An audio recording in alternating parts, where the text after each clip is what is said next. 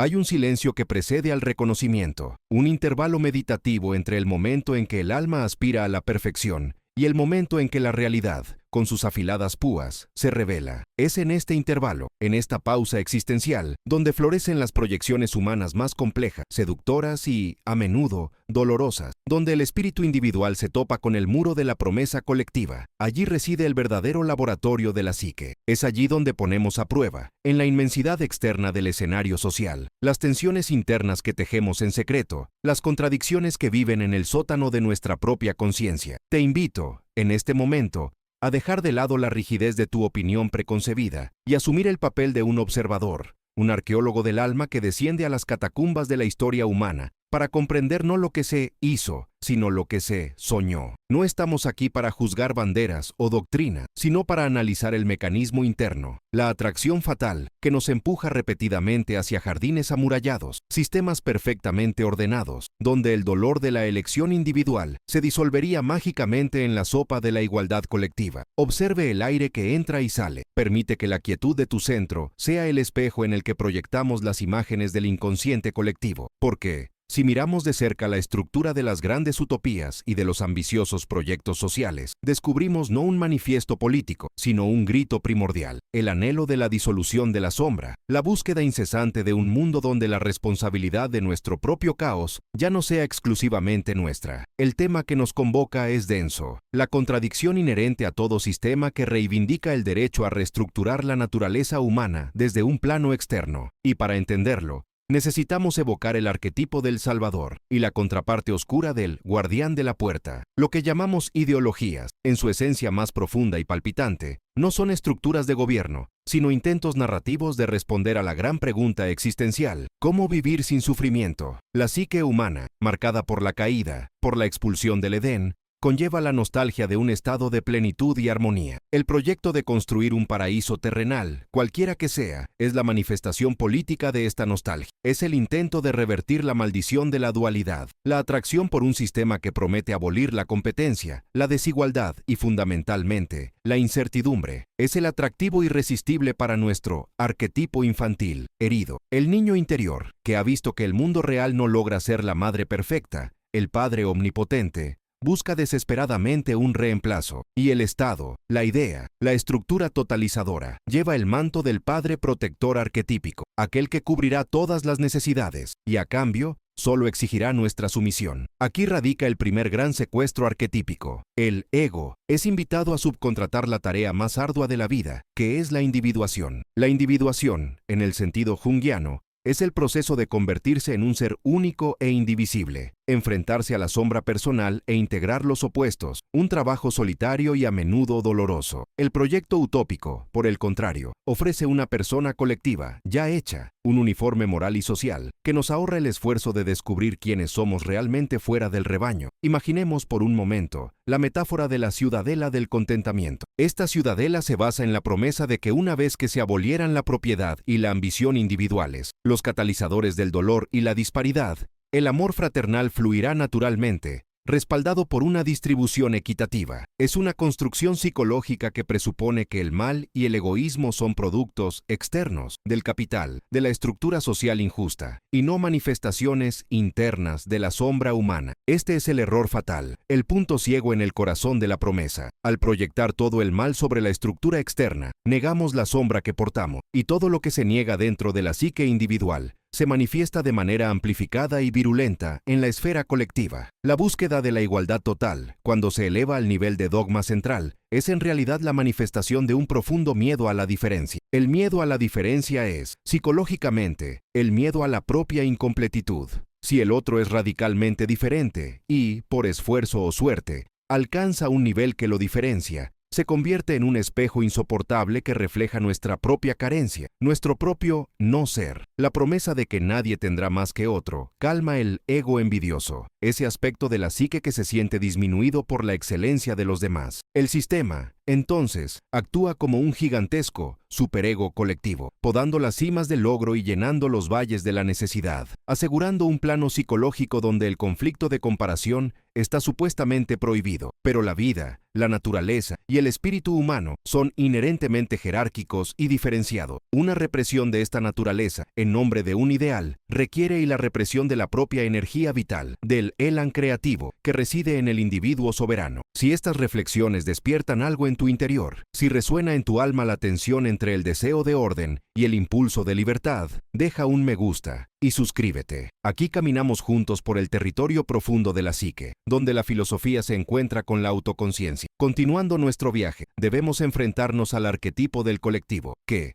aunque vital para la supervivencia de la especie, conlleva un peligro inherente, la anulación de la conciencia. El colectivo es nuestra base, el terreno que pisamos, pero no es nuestro objetivo final. El objetivo final es la individuación, la realización del yo, que trasciende el clan, la nación y la ideología. Cuando el colectivo exige ser el yo, cuando la persona colectiva, utopía, se convierte en el pináculo de la existencia humana, el individuo debe sacrificarse en el altar de la identidad común. El sacrificio aquí no es solo material, sino espiritual. La voz interior, la intuición, el camino único que cada ser humano está llamado a recorrer, debe ser silenciado para no perturbar la armonía monolítica. Pensemos en el arquetipo del rebelde, el innovador, el hereje. Él es el motor de la evolución, el que se atreve a cuestionar el dogma y señalar la sombra del sistema. Pero en la ciudadela del contentamiento, el rebelde es el virus. Él es el recordatorio viviente de que la perfección externa es una mentira impuesta. Y como todo sistema que niega su propia sombra, debe purgar al hereje para mantener la ilusión de pureza. La contradicción se profundiza. El proyecto social, que nace de un ideal humanista de liberación de las cadenas de la explotación, a menudo se convierte en la máquina más eficaz para aprisionar el espíritu. ¿Por qué? Porque intenta resolver un problema metafísico,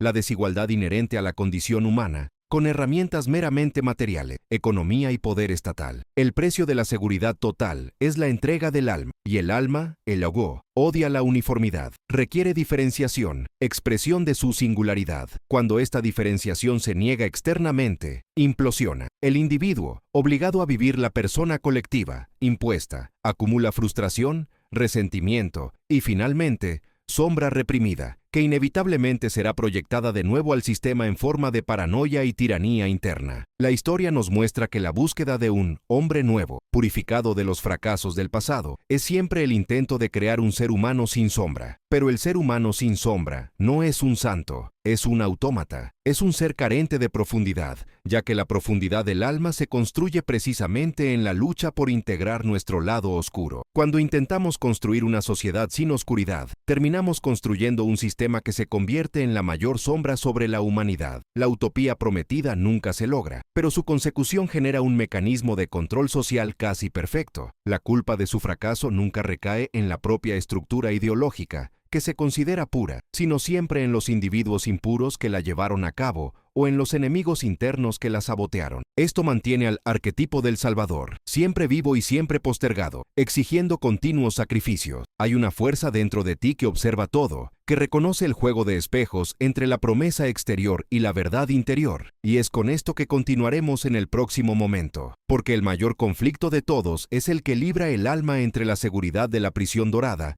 y el bendito peligro de la libertad radical. La psique colectiva, cuando busca el paraíso en la tierra, invariablemente tropieza con la sombra de su propio creador. Esta es la paradoja fundamental que no se manifiesta en las páginas de los manifiestos, sino en los silenciosos y traicioneros rincones del alma humana que, aunque anhela la plenitud, proyecta lo incompleto de su propio ego sobre el cuerpo vulnerable del Estado. En esta segunda parte de nuestra meditación sobre las grandes tensiones que definen la búsqueda humana de un arreglo social perfecto, pedimos quietud no solo de las palabras, sino también de la quietud interior. Permite que esta reflexión penetre en el ruido cotidiano y llegue a tu centro, donde residen tus propios ideales y tus decepciones más íntimas. El trabajo arquetípico no es un ejercicio de juicio político, sino más bien un estudio de la alquimia del alma. Estamos aquí para comprender la materia prima del sueño y el heavy metal, que emerge cuando este sueño se funde con el fuego de la realidad. Lo que nos interesa es el eterno retorno de la serpiente que se muerde la cola, el mecanismo de autosabotaje que reside en el inconsciente colectivo, y garantiza que todo sistema construido para liberar terminará aprisionando. Es un espejo que, tan pulido por la esperanza,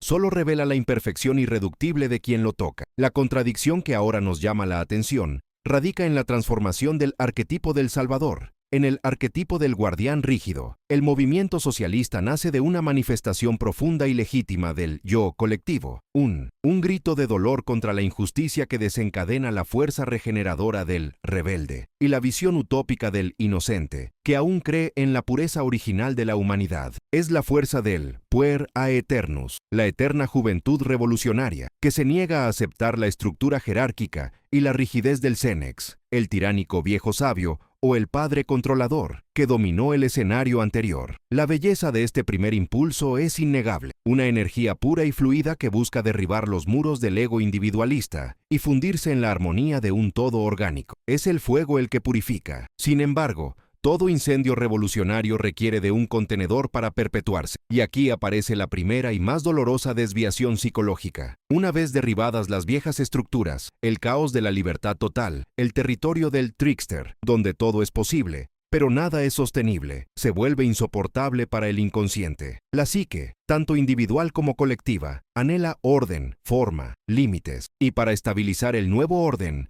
para garantizar que el ideal, igualdad, distribución justa, no se disipe, es necesario erigir una nueva estructura de control. Es en este preciso momento de institucionalización que el salvador idealista se fragmenta, dando lugar a su sombra más letal, el guardián obsesivo, y la burocracia, personificación del ego colectivo, que ahora reclama el derecho a gestionar la virtud. The Guardian, en esencia, no es malo, surge de la necesidad de protección. La utopía es frágil, y el guardián aparece como la armadura. Pero, como enseña la psicología profunda, lo que se vuelve demasiado rígido para protegerse, termina asfixiando la vida que pretendía preservar. La burocracia, mecanismo práctico de administración estatal que surge para garantizar la equidad, es la manifestación de la sombra del ego controlador, que, ahora legitimado por el ideal, opera sin el freno moral de la competencia externa o la pluralidad de voces. El problema no es el objetivo final de alimentar a todo, el problema es la persona que adopta el guardián para llevar a cabo esta misión. Necesita información, necesita planificación total, necesita obediencia absoluta para mantener la previsibilidad, porque la imprevisibilidad es enemiga de la distribución planificada. Para el guardián rígido, el individuo es menos un ser de potencialidades y misterios, y más una unidad estadística, una pieza intercambiable en la vasta maquinaria de la justicia. La psique individual,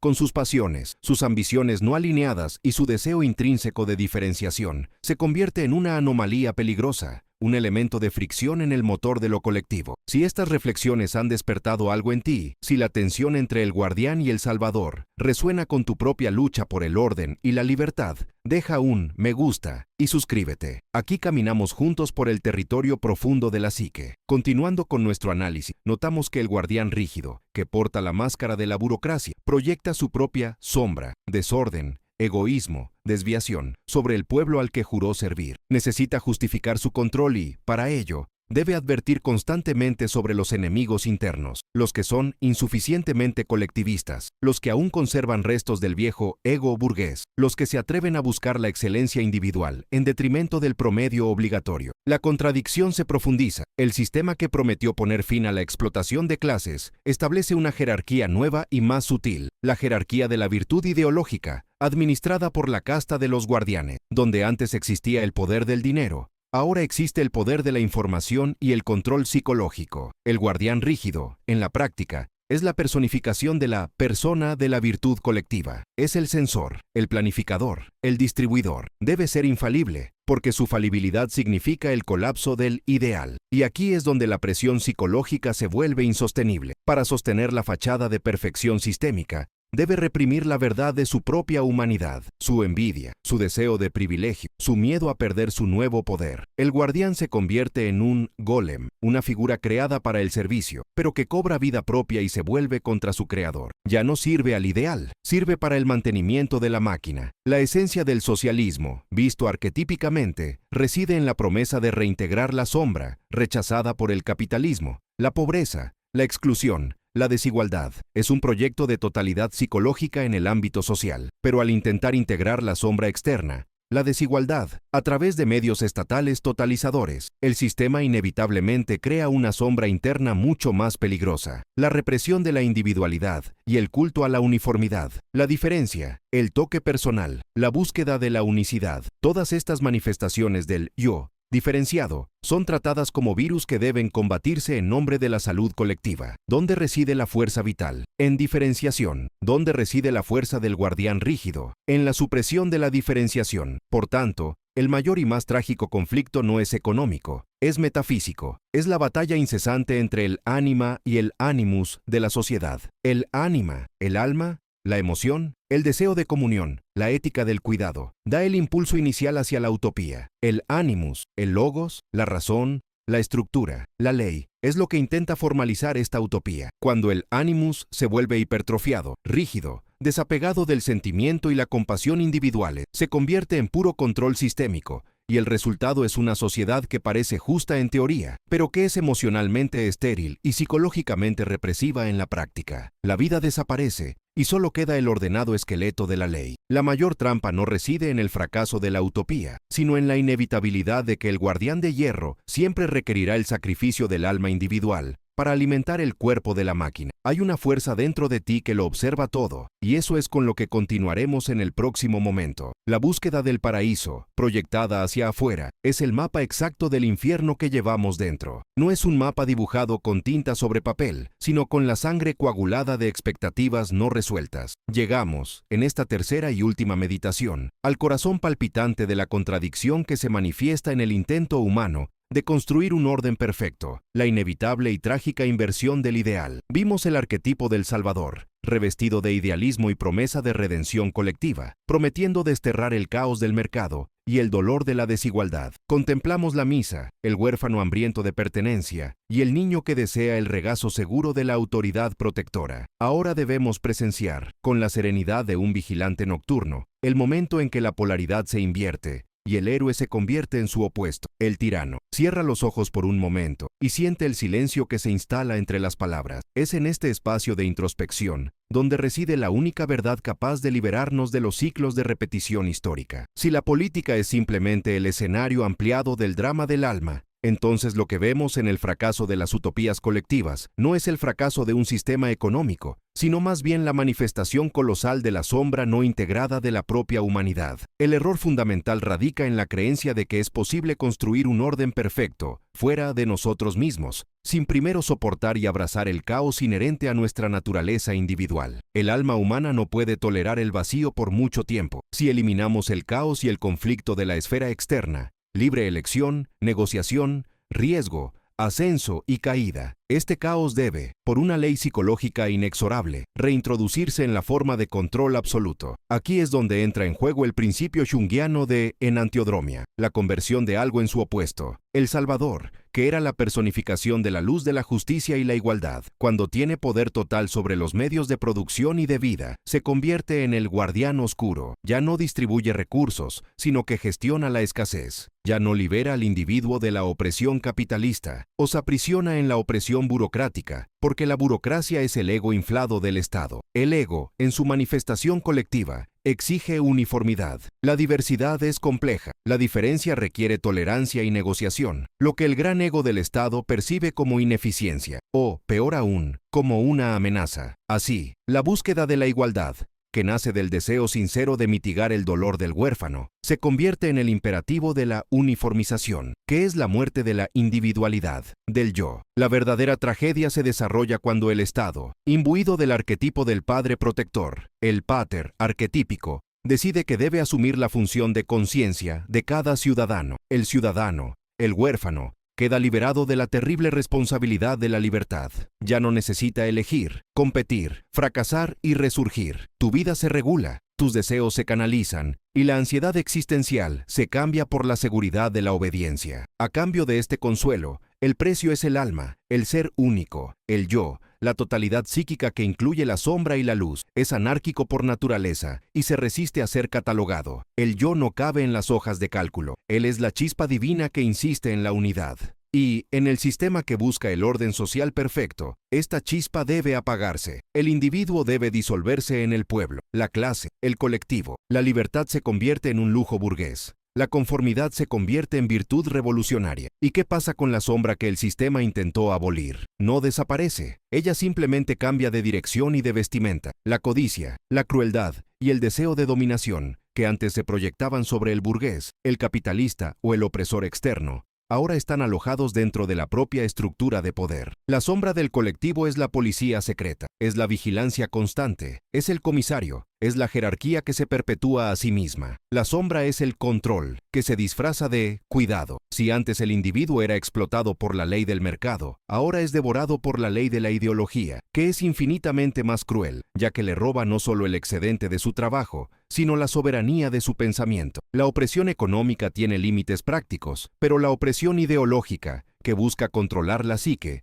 no conoce fronteras. El humor negro de esta revelación arquetípica reside en el hecho de que el propio método de intentar eliminar por decreto el egoísmo individual acaba generando el egoísmo de Estado, una entidad fría y monolítica. El ego-Estado es infalible, incuestionable y omnipresente. Cualquier crítica se convierte en herejía, cualquier duda, traición. ¿Y por qué? Porque el Salvador original, el líder, al abrazar el poder total, fracasó en su tarea psicológica más importante, reconocer que él mismo porta la sombra del opresor. Proyectó todo el mal hacia afuera, sobre el enemigo de clase, y al hacerlo, allanó el camino para que su propia oscuridad interior se manifestara, sin restricciones, a través de la maquinaria estatal. Se convirtió en el dragón que juró matar, atrapado en la eterna repetición del mito. Esta es la fase final y dolorosa del viaje arquetípico, la comprensión de que el socialismo, en sus encarnaciones históricas, se ha convertido en el sistema psicológico perfecto para la institucionalización de la envidia y el resentimiento, la sombra de Hermes el tramposo, disfrazada de justicia. En lugar de elevar el espíritu